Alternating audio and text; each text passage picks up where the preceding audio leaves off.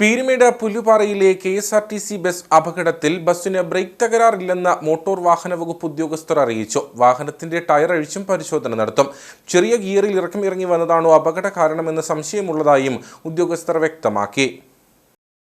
തിങ്കളാഴ്ച വെളുപ്പിന് 6:30യോടെയാണ് കുട്ടിക്കാനത്തിന് സമീപം പുല്ലുപാറയിൽ വെച്ച KSRTC ബസ് അപകടത്തിൽപ്പെട്ടത്.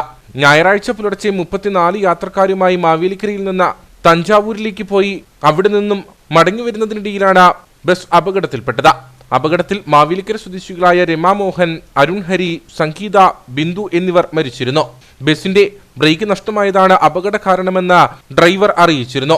അപകടത്തിൽപ്പെട്ട ബസ് കഴിഞ്ഞ ദിവസം രാത്രിയോടെ പെരുവന്താനം പോലീസ് സ്റ്റേഷനിലേക്ക് മാറ്റി. തുടർന്നാണ് മോട്ടോർ വാഹന വകുപ്പ് ഉദ്യോഗസ്ഥർ പരിശോധന നടത്തിയത്.